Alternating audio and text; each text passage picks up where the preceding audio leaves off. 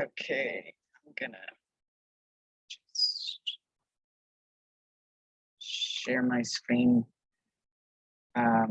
briefly. So we're going to start the second talk of the day with Linda. We have another talk on tent B, which you can find with Joyce Fetterman. You can find the links to it in the program. And Joyce is going to share with us her talk about participatory tools. Joyce, thank you so much for being here and for Linda. Oh, sorry, Joyce. Sorry to interrupt you. Getting confused here. So Linda Ruas is going to share with us her experience with participatory tools. I'd just like to remind everyone that we do have certificates available throughout the talk. I will put the link in the chat. And this is a free event, but we do have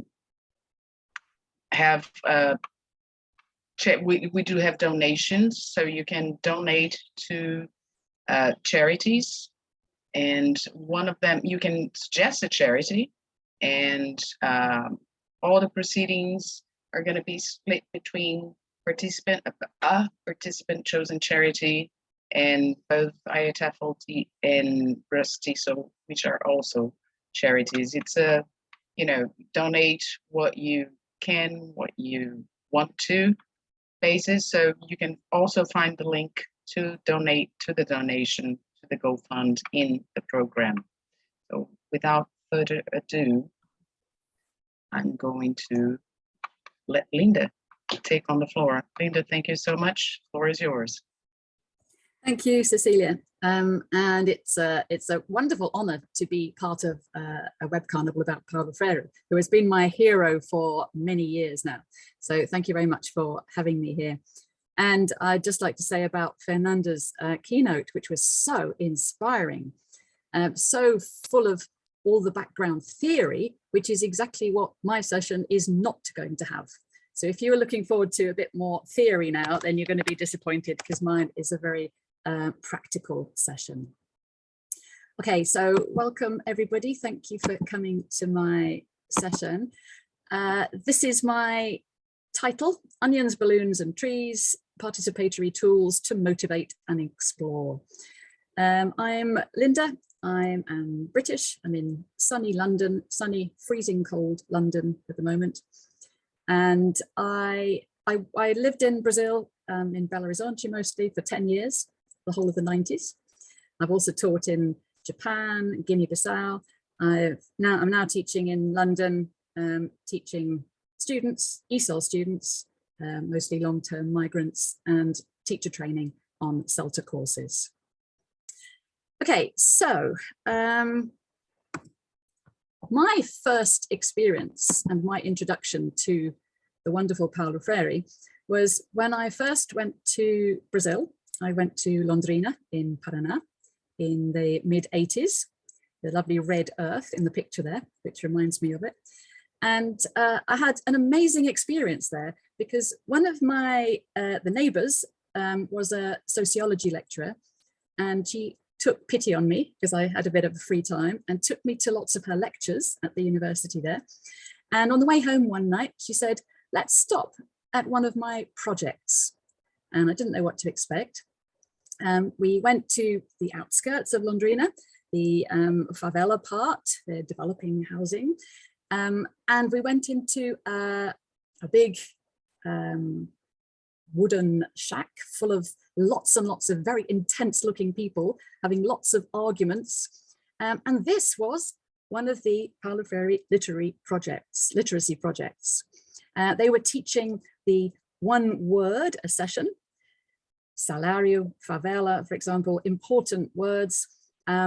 discussing the words, shouting about the words, discussing all the politics beneath the words, and breaking down the words into the parts, going away and teaching their neighbours. I didn't realise what an amazing experience this was to have had until many years later when I found out a lot more about Paulo Freire. But that was, I feel very honoured to have been part of that as well. So this session, we're going to be looking at some of these participatory tools, try out some of them, get a piece of paper. Have you got a piece of paper and a pen handy? You might like to try some of these yourself. I'm going to talk about my experience with, oh, Tyson's got a big piece of paper, excellent. My experience with ESOL learners and teachers, yes, brilliant, loads of paper you're sharing, very, very, very good. And we'll look at some potential problems and benefits, the background, and my personal take on this and why they're so successful as raw teaching. Okay, so very practical, not very theoretical. And please forgive me if I get anything wrong about the background of Paulo Freire, because I am definitely not an expert. I'm just passionate about it. First task, okay. So this is one of the participatory tools that we're going to look at, and it's the tree. Now, let's try Brexit. Brexit has not gone away yet from the UK. We've been talking about it, worrying about it, fighting against it for several years now, and it's still not finished. Could you draw a tree, label the roots with some of the causes of Brexit, label the branches with some of the effects of those causes? Just scribble a few notes. And then imagine doing that with a group of people, deciding together how to label the tree, the roots as the causes, the branches as the effects. And of course you can add, brilliant thing about this is that you can add other things. You can add a bird sitting on the branches. You can add people climbing up the tree. You can add fruit hanging from the tree, for example. And what does that represent? What are all these things? And we can use this as a way to structure a discussion. I've done that with classes about Brexit, and they've had wonderful, really lively discussions. And it's really helped them to dig down deeper underneath the superficial topic to help each other understand a big situation that they're in. We've also done that with COVID, if you prefer, or if you'd like to as well, do a COVID tree. Problems on the roots, effects of those problems in the branches. It's a shame that you're not all together in one room, because if we were together, we could do this obviously in groups and see how much you can build on other people's problems, ideas, effects, and see how you can build up the trees. What I do in class is to get students in groups of 3 or 4, have a big piece of flip chart paper, they draw the tree, they discuss, they can label them with post-it notes and move those post-it notes around. They can have some big marker pens as well to link causes with effects or problems with effects. They probably take about half an hour to label and discuss what's on the tree, and then they present the tree to the other people next to them. Very, very good way of investigating a topic. If you've done a tree, do you want to show it to your camera now? Put your video on. Oh, Cecilia, yes, lovely. Anybody else? I can't see your name. Yes, excellent, lovely tree. Romina, lovely, beautiful. Okay, lovely. Okay, great. This is using your artistic ability. Right, the word participation then. of course, Paulo Freire talked about participation and the need for people to participate in development planning and processes. It's an international buzzword, participation now, and we have the participatory approach in development planning and NGO work, participatory research, and this is all about relationships in power, empowering the unempowered. All these traditional participatory methods, calendars, maps, models, diagrams, for example, we can still use them very effectively. And also the new participatory technologies, the internet, obviously, sharing, and WhatsApp, for example, which we can do these. I've done a session on these via WhatsApp to teachers in Benin, which was very successful. And they were all drawing and taking photos of their pictures and sharing together and building them up. And participatory community projects as well, like Fernando was talking about before. In the UK, we've had a couple of big organisations who have taken these participatory projects, tools, and produced materials and trained people on them. So first we had Reflect ESOL. This was from about 2007. A brilliant group of people who fused the theories of Paulo Freire with these participatory methodologies. And they were working in Bangladesh, Uganda, El Salvador originally. And then now they're working in many, many different organizations all over the world. And this is using, in bold on the screen, using students' own words for teaching materials rather than the prescribed language of curricula and course books, and integrating that into good practice in ESOL. I think this is so important. We could teach people language with other people's ideas and materials, or with their own ideas and materials. And I love this idea of working with student language. The English for Action is another group. And they have blogs, they run webinars, trainings, they've got a conference coming up soon. And they do these classes for migrants in London, organise for change, and support the migrant communities to organise for change as well, to actually create change. And they inspire people to take action. And they run the action and the protests, for example, fighting for free ESOL classes for migrants in London when the government were threatening to take them away. That's a bit of background, and I'll share the links to these materials afterwards.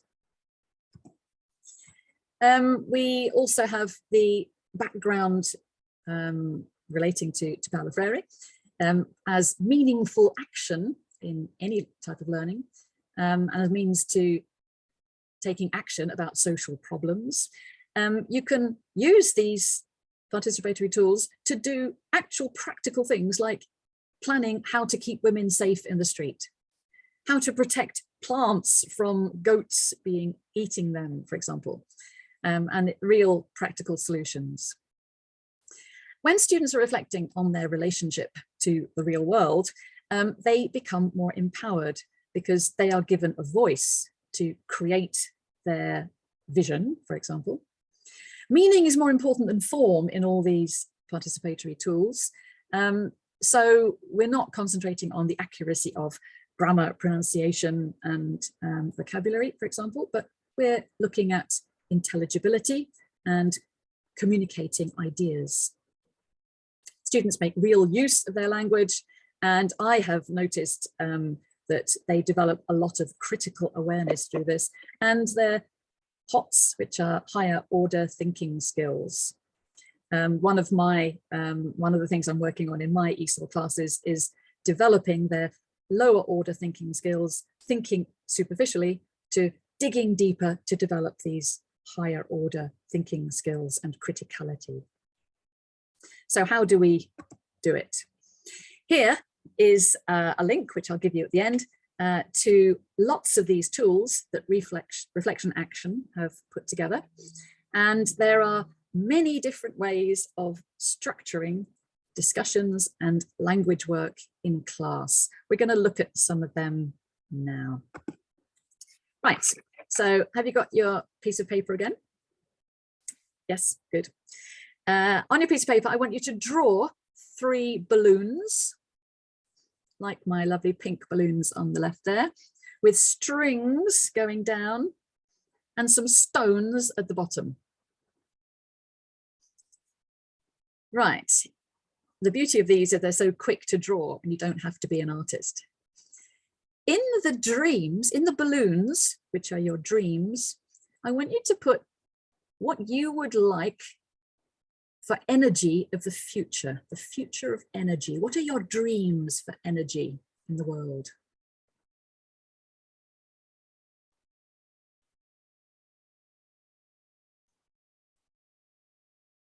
And then in the stones, these are the things that link the balloons to the ground and stop them flying away. The stones are what will or could or might restrict those dreams and stop them becoming reality. So now you need to label your stones. For example, free solar energy for all could be in one of the balloons as a dream. It's going to stop us achieving that. Maybe money, maybe big businesses, maybe the fossil fuel companies who are going to block efforts to get free energy for all because they won't make their profits. Maybe politicians who get money from the fossil fuel companies. And we need to dig down and discuss and label the stones and the balloons. What I do in class, again, is get students in groups to decide, discuss it, label, and then present their balloons and stones to the group next to them and answer their questions. Anyone done a nice picture of balloons and stones that you can show us? Lovely, Tyson. Lovely, Cecilia. I can only see some people, so I can't see if anyone else is holding them up, but they're brilliant. Excellent. Okay. I did these, I've done a lot of these with my ESOL learners in class. I'd like to tell you about these. Clemence, yes, you've done it as well. Excellent, thank you. Clemence has joined us from Burkina Faso. Thank you. Okay, so these are my students in London, and they become quite serious, as you'll see in the photo there, when they're doing this, and they think a lot, which I think is a brilliant thing. I don't like the idea of having ELT classes always full of fun and enjoyment and laughter. I think we need a lot of these serious topics sometimes. If you look at what they're doing, the group around the piece of paper, I think they're doing one about the river. And the river is a participatory tool with for development of an idea from the source of the river up to the end of the river. And they were looking at immigration. I just told them in groups to label parts of the river according to immigration and their experiences. And they started doing it in a very superficial way. They put ideas, arrive here, get a job, put your children in school. And I came up and said, is it all that simple? Does it always go well? And they said, oh no, what about disappointment, not being able to get any jobs, money problems? And then they started with digging deeper and thinking all about their experiences, sharing their experiences, and making a visual record of their experiences as immigrants in the UK. The one on the left here is peeling the onion visual tool. And we decided to look at racism. So all of them had experienced racism in London to some degree. And we labeled the outside of the onion, the outer peel, as some of the comments that people had made to them. And they were sharing all the comments people had made. Why have they made these comments? Why have the neighbors said this? Why did somebody shout this at them on the underground, for example? And then we started looking at what was behind that. What was the cause of those comments? And then what was behind that? what was the cause of that cause, and the cause of that cause, and what was right at the core. Very, very interesting discussions. They had these labels, ageism, nationalities, and religion. I was interested in how they thought religion could be a cause of racism, and they had lots of discussion points about that. And then, of course, they presented it to other groups, and we stuck these up on the wall, and we came back to them the week after as well. We've done a few more. This one here, the woman's body. Now, this is a brilliant thing for International Women's Day. We can do this in class, and I'm going to do it again soon with other classes. They draw a picture of a woman's body and then label it and talk about all the issues that they want to talk about relating to injustice, relating to inequality. And I was amazed at all these things they came up with here. They were talking about clothing, how much of your body you're allowed to show and why, and how this relates to men or women, how you're allowed to wear certain jewelry, for example, certain piercings that are culturally acceptable or not, high heels, why some people are forced to wear high heels when they're a receptionist in a company, for example, and the way it destroys your back, makeup and why people wear it, menopause, they were discussing periods, postnatal depression, which several of them had suffered. That's all in the middle area there, hormone imbalance. And then they went on to tattoos, hair loss from cancer, breast cancer checking, which is so important to bring up in classes, and so many other issues. It was an amazing discussion that went on for such a long time. And then we've got the other one on the right here, which is what we did just now with energy and the balloons and dreams. On the one on the left, on the women's one, we swapped around and they looked at other people's visuals, and then they decided what we can do. And at the bottom, they've got these ideas for action. What can we actually do to help with some of these issues?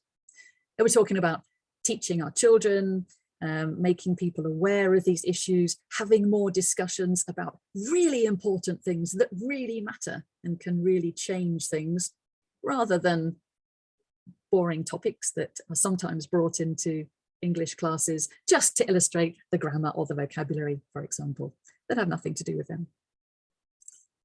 So let's do, oh no, we won't do this one, we'll look at this one. I've used these with teachers as well in planning. This one was with a group of teachers in Guinea-Bissau, where I've been working with teachers recently, which is a brilliant experience for me. They had a strike, teacher strike, for 4 months, and there was no solution, they said. We were doing lots of English work with the teachers, and I said, okay, let's work on, brainstorm some solutions.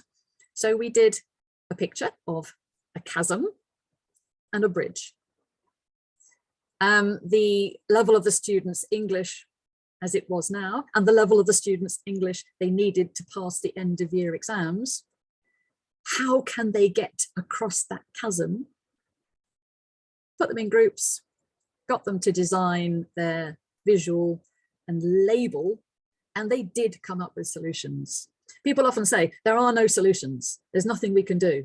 But when you start with a group thinking about possible solutions that could exist, and building off other people's ideas, digging down beneath other people's ideas, they came up with several different solutions, and we help them to work them into their plans and help the students to get to the level of English they needed to be at after the 4-month strike.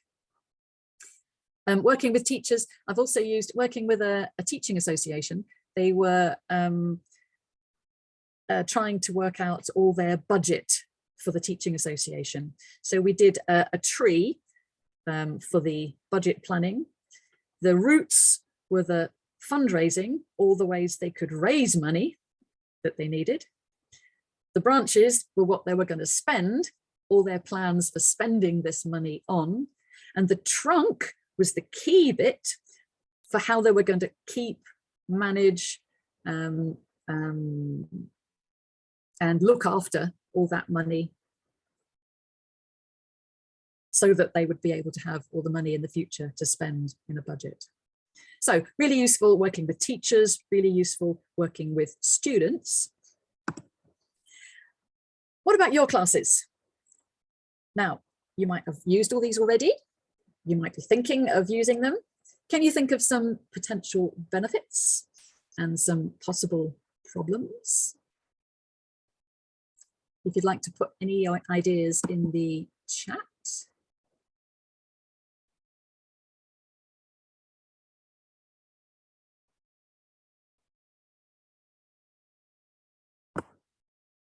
Yes, Cecilia, many possibilities for teacher training.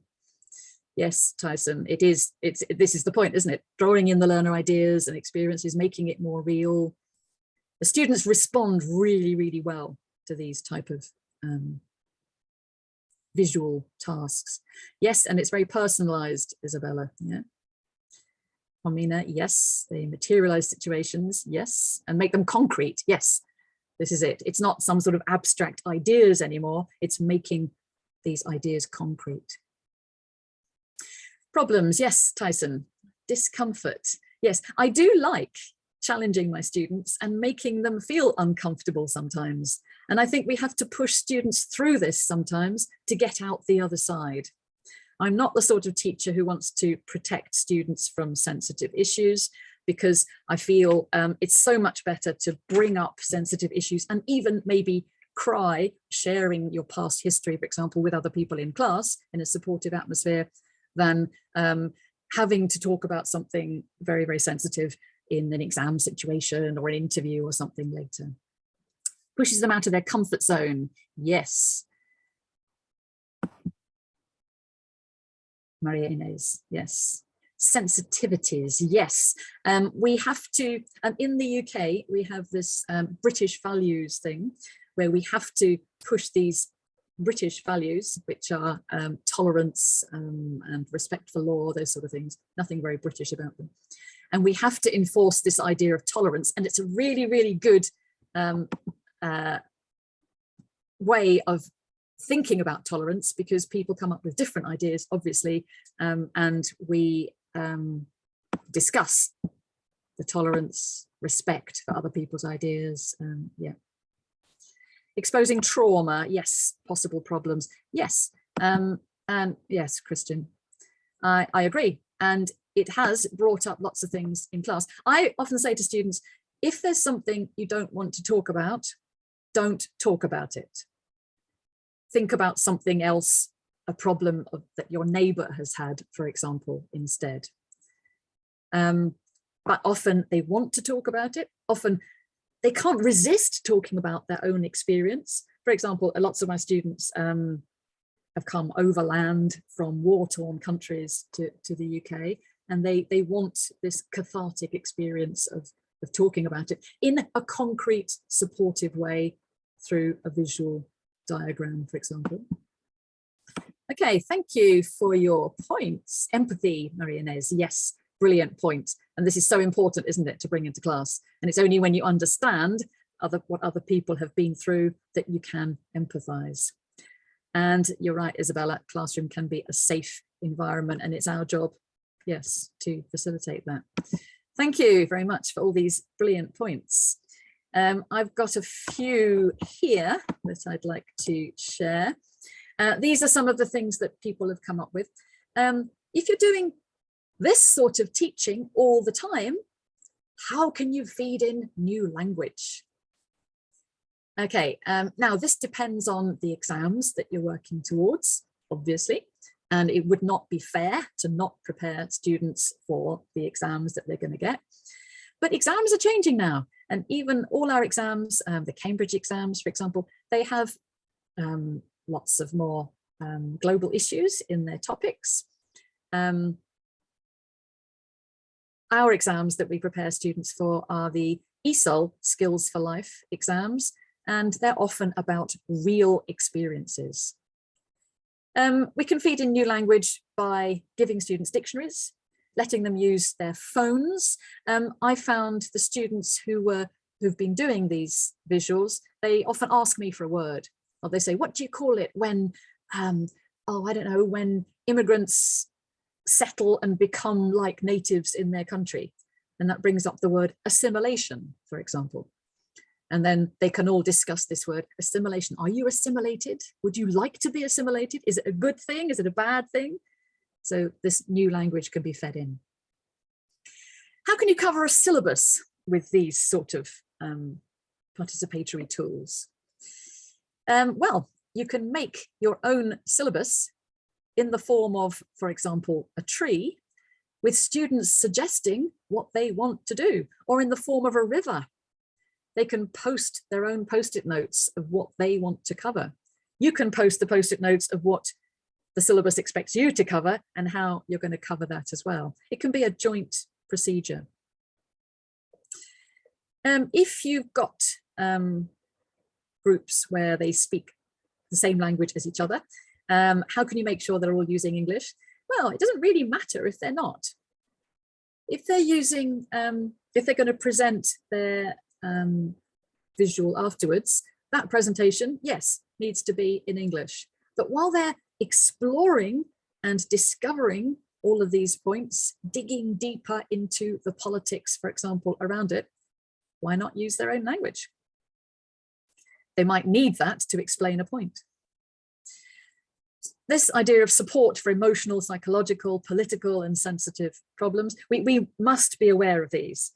I am in the IATEFL Global Issues SIG, and of course we're using global issues, bringing global issues into class all the time. But this idea of support is so important, to know where to send students afterwards for more counselling maybe, or support if they need something afterwards, some more support, how to follow up on things, how to support trauma, for example, and how to check learning. Well, we could do that in many ways. We could get them to write about their experience afterwards at home for homework, write about their visual, take a photo of it, take it home and write an article about COVID, Brexit, the future of energy from their visual. We could record them, for example, record them speaking, record them presenting, go back over it. We could even do some post-task error correction if we wanted to. Loads of ways around lots of those problems. And here are the benefits, which are many. So we have my number one, which is this developing visual literacy. Lots of my students don't have any idea of how graphs relate to facts and ideas. They haven't learned much about graphs, visuals, diagrams in their past education. So this is a very good way of developing their visual literacy. Logical, critical thinking, being politely critical of other people's ideas to move them on. And again, these higher order thinking skills. These are excellent actually for low resource teaching context, where you don't have any materials. No technology, don't need it. Piece of paper, or I don't know, a bit of sand and a stick. You can do these sorts of things anywhere. You're finding the solutions to real problems, and this is empowering people. Students become a lot more autonomous if they know that you expect them to produce all the language concerned. They become really engaged, and they really, really listen to each other in these activities. They take this ownership of their learning, which is so important. This is linking all of these background ideas: education, philosophy, critical thinking, social justice, which I love bringing into the classroom. Use it with all levels, teachers and students. Very, very good for mixed ability groups because they can work together. And maybe that weaker student has some brilliant ideas that they can't really express, and the others can help them express that idea. Or the weaker student wants to disagree, and everybody listens to that weaker student to find out why there are some opposite opinions, for example. And these are big ideas, aren't they, that we're tackling here? And it pushes students, can push students to express ideas beyond their level, which is what we want, isn't it? We don't want to keep students below the level of perfect accuracy. We want them to take risks. Great group dynamics, and the students learn from each other. It's also one more benefit is that it doesn't take much preparation, and it's a very low teacher profile. So the teacher can be sitting at the back, having a cup of tea, letting the learners do all the work. Perfect. This is my personal view about it. And I was thinking about this the other day. What I really like is raw things. If you look at food, you can have raw food, you can have processed food. Processed food takes all the natural goodness out of it and actually adds lots of evil chemicals to keep it longer, for example. Eating raw, fresh food is so much better for us and energizes us. Music, there are those buskers on the street who sing their hearts out, and that's what I call raw music. As soon as you get them in a studio and they've got a recording deal, often they lose some of that raw passion, and they produce the processed music that, I suppose the music industry needs that as well to keep going. And then this idea of raw teaching. I hate having everything prepared in advance. I love it when the lesson is going to be a surprise for me and for everybody else. And this type of participatory tool allows you to be surprised by your students and their ideas. We are responding to their ideas and language rather than presenting our ideas and language. It could be this vital spark to inspire, help them remember more, and make an impact about these important topics. And of course, it gets away from the static written handout or course book. I know many course books are good, but many have nothing to do with the group that they're being taught, and they're very remote, on a piece of paper, distant from you. This brings everything, makes it more vital and alive. There are many other tools, and you can see them on the link that I'll share at the end. Sorting cards is diamond ranking tool. The force field analysis, there's a little picture of that at the bottom of my screen with the two people and the restraining and driving forces pushing towards each other. Daily activities, leaky pot is a good one. We've got the kite, the ripples of change, traffic light, pillars of power, the things that actually support and keep the power in place. Lovely images. What do you think these could be used for? Okay, so we've got 5 visuals on the left, A, B, C, D, E, and 5 reasons for using them as participatory tools on the right. Can you match the letters with the numbers? For example, the kite, A, what could you use the kite for in class?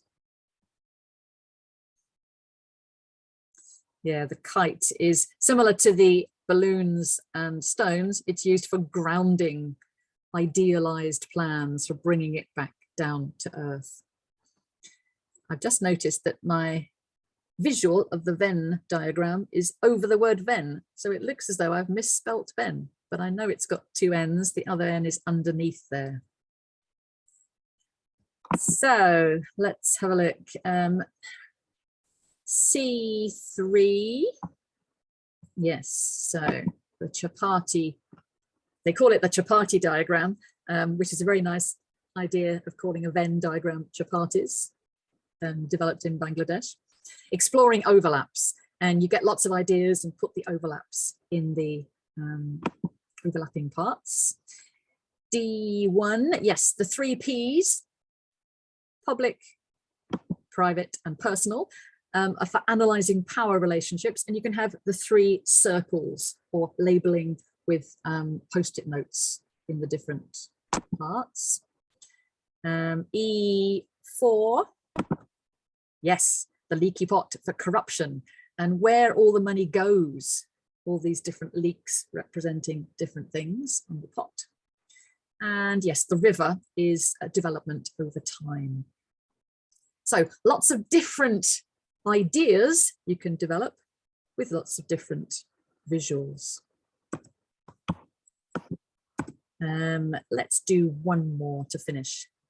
So this is peeling the onion, like the racism one I did in class. Let's look at the massive problem that we're all having all over the world, experiencing and will experience for many decades to come, climate change. Can you draw an onion with all the different layers? And can you put on the outside layers the outer effects of climate change? Some things that we can see. For example, all the spring flowers in the UK are coming up about a month early. That was in the news last week. So spring flowers flowering early. They're probably all going to die in the frost that we're going to have next week or the week after. But beneath that, what causes that? Beneath that, what's the cause? And beneath that, and under that, and under that, digging deeper into the problem. What's the core? Okay, think about that for a second, few seconds.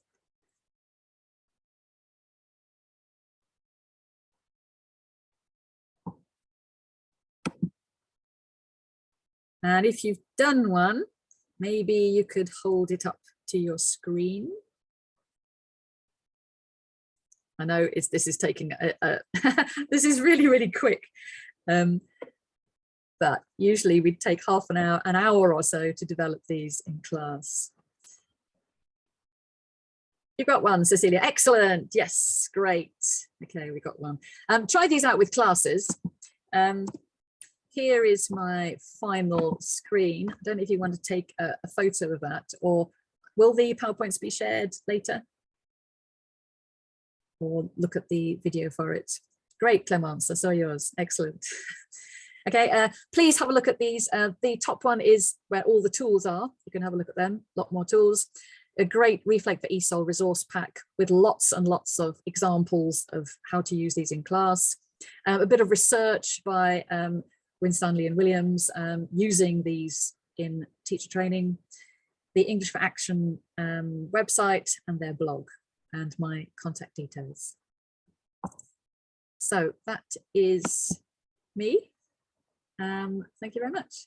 I don't know if anyone has any questions or if there have been any in the chat. No questions just yet, just lots of compliments and very excited participants with all the tools you've shared with us. That's great. I was feeling a bit worried because all of the rest of the sessions are so full of wonderful, inspiring background theory, and mine wasn't. So as long as some people have got a few ideas, great. You're giving us lots of tools to take the theory and put it into practice and action. That was the point, yes. Perfect. Thank you so much, Linda. Thank you, everyone. You asked about whether the slides are going to be shared. It's up to you. If you want to, if you send us the slides, we'll make them available together with the recording in the website. Great, I'll send them to you then. Great. Thank you. Thank you.